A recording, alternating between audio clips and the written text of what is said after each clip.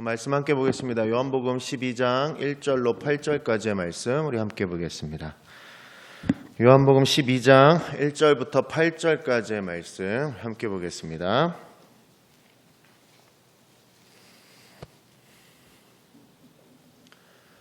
네, 우리 가정에서 예배드리신 분들 다 찾으신 줄로 알고 우리 요한복음 12장 1절에서 8절 함께 읽겠습니다. 6월절 엿새 전에 예수께서 베다니에 이르시니 이곳은 예수께서 죽은 자 가운데서 살리신 나사로가 있는 곳이라. 거기서 예수를 위하여 잔치할새 마르다는 일을 하고 나사로는 예수와 함께 앉은 자 중에 있더라. 마리아는 지극히 비싼 향유 곧 순전한 나드 한 근을 가져다가 예수의 발에 붓고 자기 머리털로 그의 발을 닦으니 향유 냄새가 집에 가득하더라. 제자 중 하나로서 예수를 잡아줄 가룟 유다가 말하되 이 향유를 어찌하여 300데나리온에 팔아 가난한 자들에게 주지 아니하였느냐 하니 이렇게 말함은 가난한 자들을 생각함이 아니요 그는 도둑이라 돈꾀를 맞고 거기 넣는 것을 훔쳐가미러라. 예수께서 이르시되 그를 가만히 두어 나의 장례할 날을 위하여 그것을 간직하게 하라. 가난한 자들은 항상 너희와 함께 있거니와 나는 항상 있지 아니하리라 하시니라. 아멘. 하나님의 말씀입니다. 이제는 비가 지금 밖에 많이 오고 있어서 살짝 걱정이 됩니다. 우리 태풍이 올라오기 시작한다고 하는데 한국의 기상청에서는 이제 태풍이 한국을 지나간다고 하고 또 유럽에 이렇게 얘기를 들어보면 한국을 오지는 않는다 이런 여러 가지 의견이 분분한 가운데 있습니다. 어쨌든 많이 어려울 것 같습니다. 여러분들 댁에 계신 분들 이렇게 창문 바람이 심하다니까요. 안전한 내일까지가 고비라니까 안전하게 평안함이 있었으면 좋겠습니다. 지금은 이제 사회 분위기가 점점 변하고 있습니다. 그리고 코로나 이전에 느꼈던 그 사회 분위기 말고 이제는 분위기가 많이 바뀌었는데요. 여러 가지 주장이 많은 시기를 살고 있죠. 교회만을 가지고 핍박한다라는 주장도 있고 해외 여러 기독교 관련 기관에서도 이제 공식적으로 항의를 하고 있는 모습들도 보이고요. 다른 분위기도 있습니다. 지금은 우리가 가만히 있자, 사회를 위해 배려하는 거다. 위정자들이 예배 결정을 따라야 된다. 이렇게 여러 가지 주장들이 엇갈리고 있는 지금의 시대를 살고 있습니다. 어쨌든 반으로 나뉘어서 진보와 보수로 대차게 다투는 모습들도 보게 되고요. 어느 게 맞다, 어느 게 틀리다라는 주장으로 서로 이렇게 다투는 모습들을 우리는 방송이나 여러 가지 매체들을 통해서 많이 보게 됩니다. 그러면서 이것이 안타깝다라는 마음이 먼저 들어야 되지 않나라는 생각을 하게 됩니다. 분명히 안타까운 일이고 굳이 일어나지 않아도 될 일인데 지금 시대라 이런 일들을 만나고 있습니다. 그러면서 양쪽의 말을 한 개씩 듣다 보면요. 한 주장씩 듣다 보면 그 주장이 사실은 다 합리적이고 다 틀린 말이 없다라는 거죠. 다 논리에 맞고요. 다 합리적인 말들이에요. 합리적으로 논리적으로만 보면 그들이 하는 말이 양쪽의 이야기를 한 개씩 들어보면 다 맞는 이야기를 하고 있다는 거죠. 틀린 말 하고 있는 사람이 없습니다. 우리는 간혹 세상을 살면서요. 합리와 논리를 진리처럼 인식할 때가 있습니다. 여러분들 그렇게 살지 않으십니까? 가정에서 계시고 이제 교회에서 같이 안 모이시니까 눈치 볼 일 없으니까 좀 솔직해지셨으면 좋겠는데 이런 거 생각해 보면 됩니다. 합리성이 진리처럼 느껴질 때는 이럴 때죠. 결혼식이나 장례식장이나 돌잔치 같은 거 떠올리시면 그죠? 마음에 느껴지시는 게 있어야 됩니다. 갑자기 손님 명단을 보고 나서 이 사람 봐라. 이거 돈 넣고 돈 먹는 건데 이거 나는 갔었는데 안 와? 이런 거라든가. 이 사람 나 그때 10만 원 했는데 3만 원에 이 사람 이런 막대 먹은 사람이 있나 이런 거.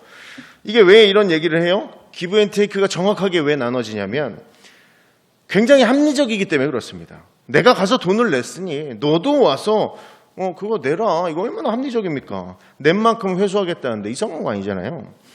직장을 찾을 때도 마찬가지입니다.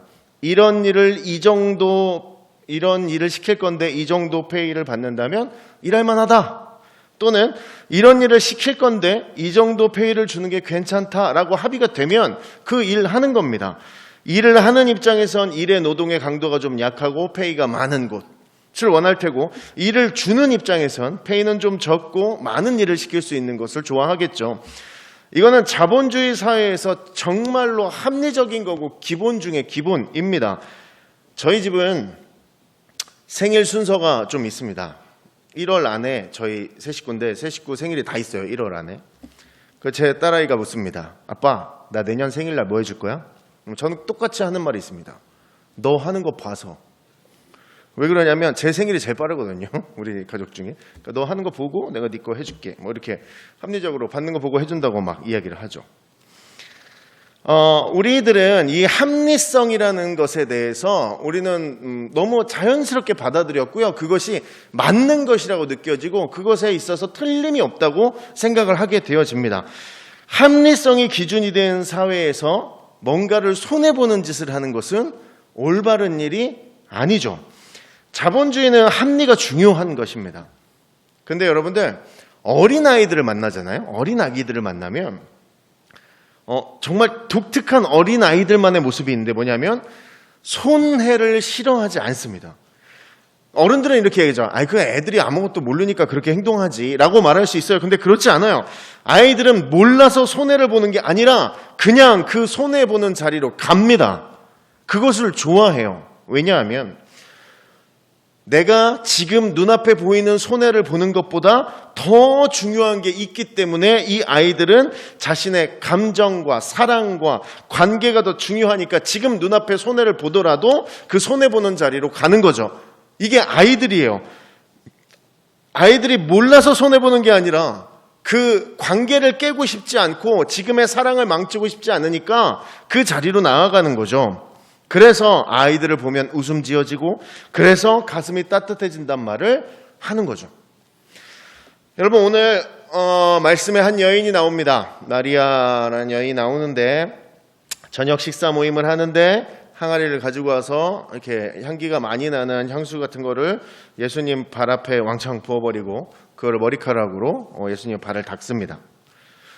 오늘 말씀에 나온 건 순전한 나드 한 근이라고 나와 있는데 그것이 이제 성경에 보면 300데나리온. 그러니까 300데나리온은 뭐 여러분들 다 아는 것처럼 일반 일하시는 분들의 하루 품삯이 1데나리온이라고 했으니까 거의 1년치 돈이겠죠.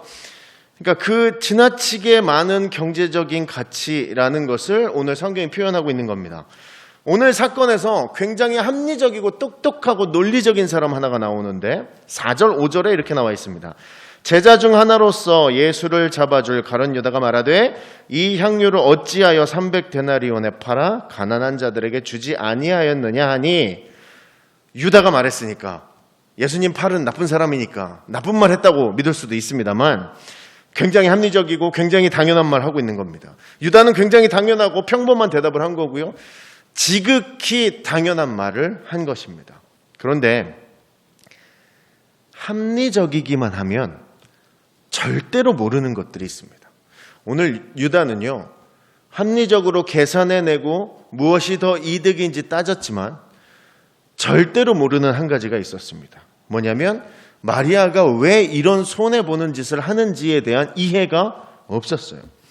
이유는 한 가지죠. 우리 다 알고 있는 이유죠. 11장에 나와 있습니다.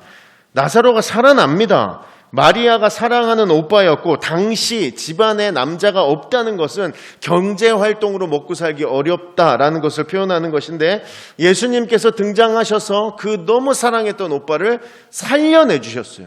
죽음이었거든요. 다 포기해야 정상이고 안 되는 거고 본인이 할 수 없고 불가능이었는데 그것을 예수님의 은혜로, 예수님이 본인을 사랑하기 때문에 나사로라는 오빠를 살려주셨다라는 것이죠.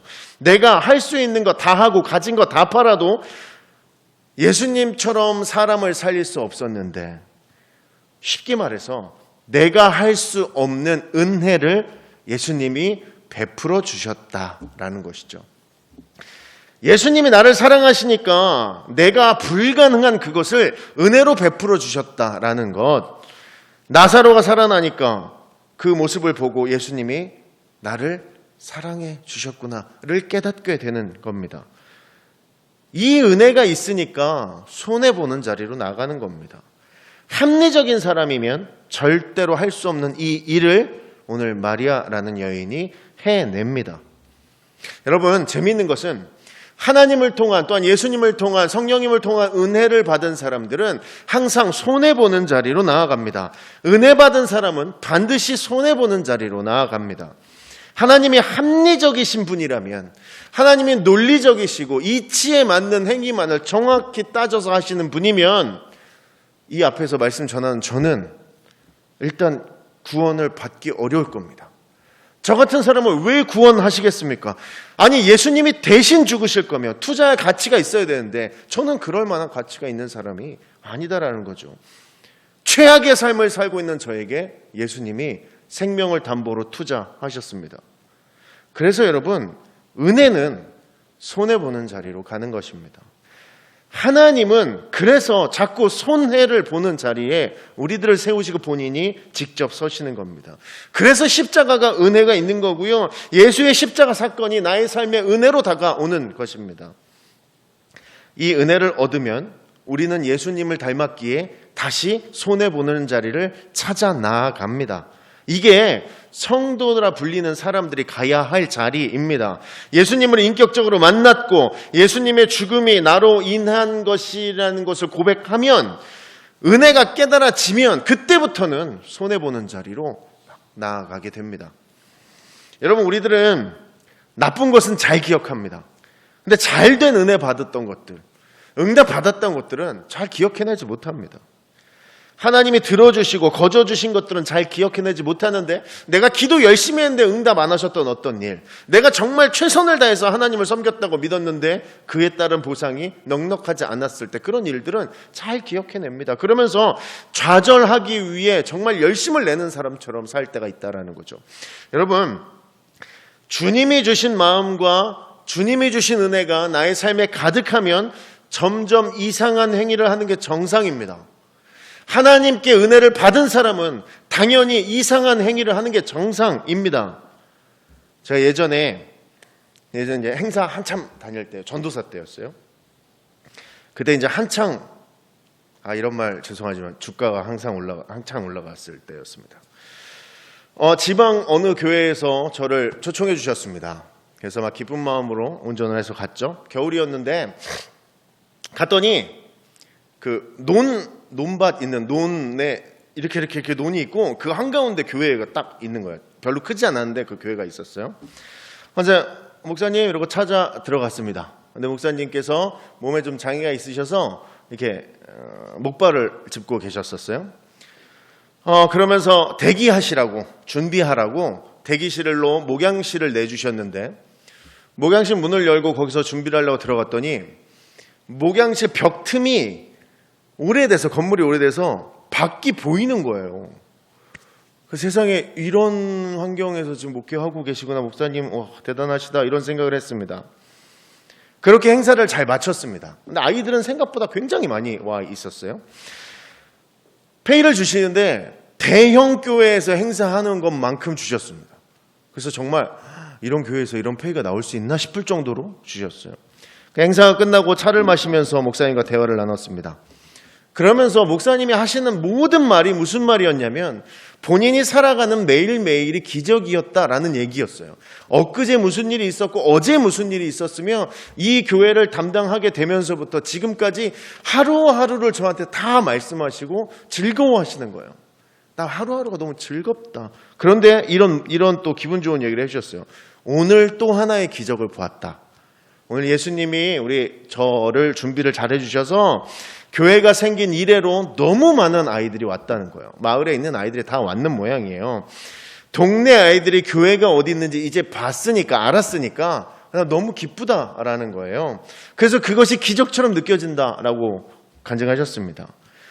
그러면서 예배당 쪽으로 이렇게 돌아봤는데요. 아이들이 바글바글 하더라고요. 정말 교회가 이제 예배당이 크지 않으니까 아이들이 바글바글 했는데, 이런 생각이 들었습니다.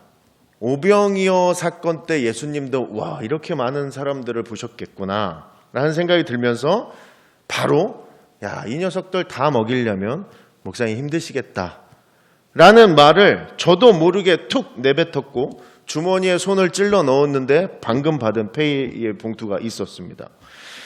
눈앞에 헌금함이 있었고 봉투 그대로 헌금함에 집어넣었습니다. 그리고 돌아오는 길에 제 사비를 털어 우리가 같이 갔던 스태프들 페이도 나눠주고요. 기름값도 하고 밥도 먹고 그랬던 기억이 납니다. 그 행사는 망한 거죠.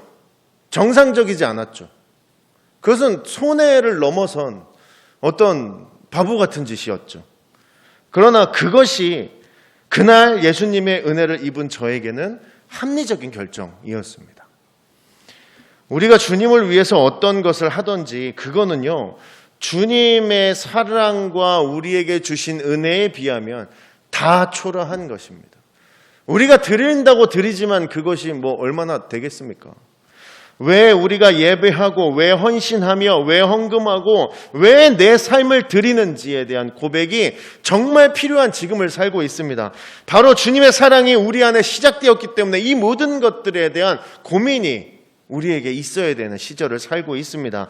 그 사랑과 은혜가 나를 인도할 때 내 삶을 드리고 하나님의 나라를 위해 살아낼 수 있는 힘이 생기는 것입니다. 가정에서 예배 드리시면 조금 지루하실 수 있으니까 제가 지난 월요일 날 이제 쉬는 날 집사람이 이렇게 음료를 마실 수 있는 쿠폰이 생겼다 그래서 그 음료를 파는 곳을 갔는데 이렇게 텀블러가 딱 하나 있는 거예요. 너무 이쁜 거예요. 근데 저거 쓰면 좋겠다 생각이 들었어요. 저 주머 수중에 15,000원밖에 없어서 20,000원 정도가 더 필요했는데 이거 어떡하지? 그냥 가야겠다. 그랬더니 제 딸이 내가 사줄게 이러는 거예요. 너 돈 있어? 집에 가면 있어. 이건 또 효심이 지극한 또 딸을 낳아서 나 정말 너무 감사하다 이러면서 텀블러를 샀어요. 애를 뒤에 태우고 저는 운전을 하는데 뒤에 앉아서 이제 자기가 샀다는 거죠. 낭비하지 말라 그러고 아껴 쓰라 그러고 망가뜨리지 말라 그러고 항상 들고 다녀야 된다 그러고 얼마나 진짜 유세를 떠는지 진짜 선물 2번만 받았다가 귀에서 피가 나겠더라고요. 아주 그냥 쫑알쫑알.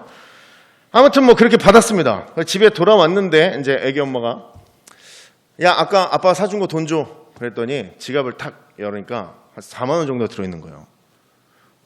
저보다 돈이 많은 거예요. 그래서 2만 원을 엄마를 딱 주면서 자, 엄마가 와, 너 지갑에 돈 많다. 그러니까 얘가 엄마를 한번 보고 지갑을 보더니 다 꺼내서 엄마 써. 이렇게 주는 거예요. 아빠 것만 사주고 엄마는 돈을 안 줬으니까 미안한 거예요. 그러니까 이걸 준 거예요.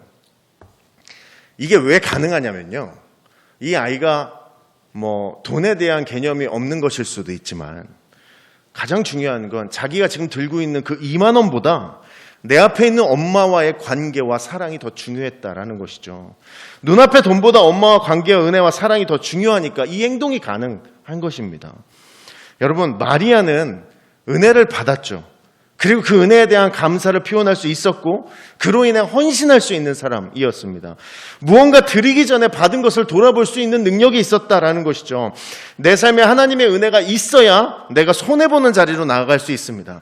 인간이 자기 힘으로 손해보는 자리로 직접 스스로 못 갑니다. 절대로 못 갑니다. 가는 척 하겠다고 이렇게 척을 해도 결국은 갈 수 없는 길이에요. 하나님의 사랑과 은혜가 경험되어지고 그것에 대한 고백이 없으면 절대로 손해보는 자리로 나아갈 수 없습니다. 여러분, 지금을 사는 한국교회들은 여러 가지 생각들과 가치들이 충돌하고 있습니다.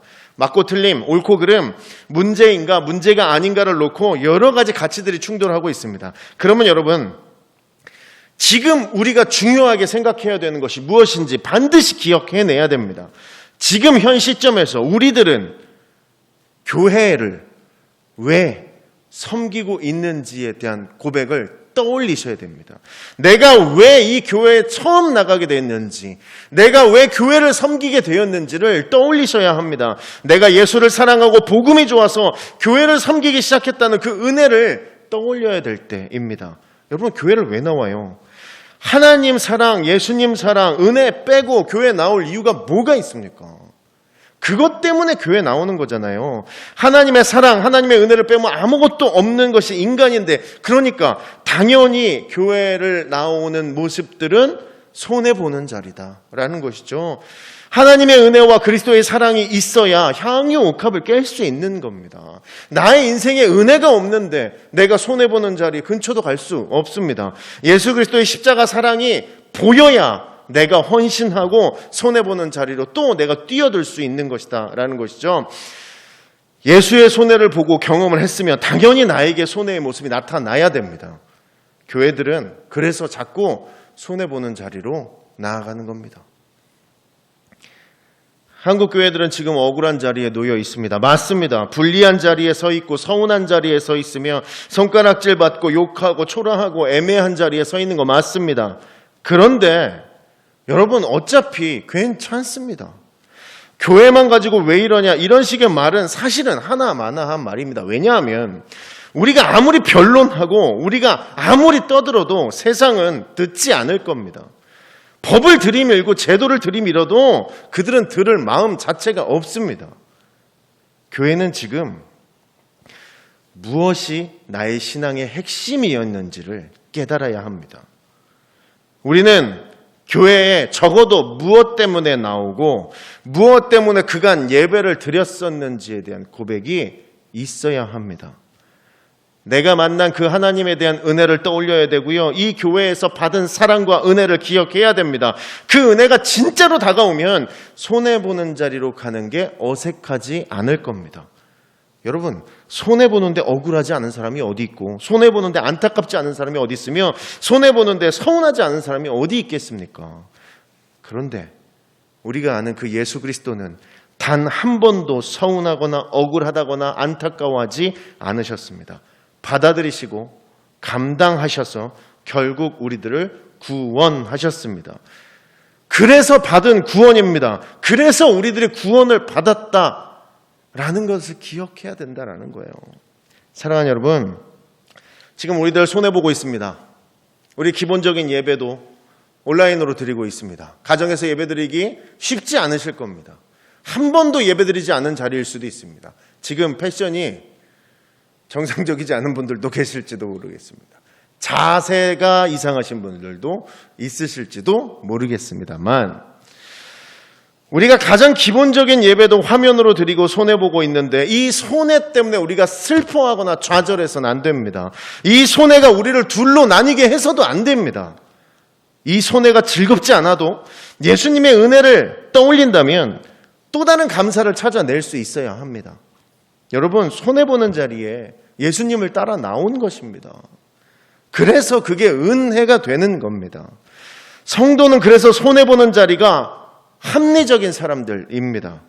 우리의 인생의 향유 옥합을 깨트릴 수 있으려면 옥합보다 더 큰 가치가 있어야 합니다.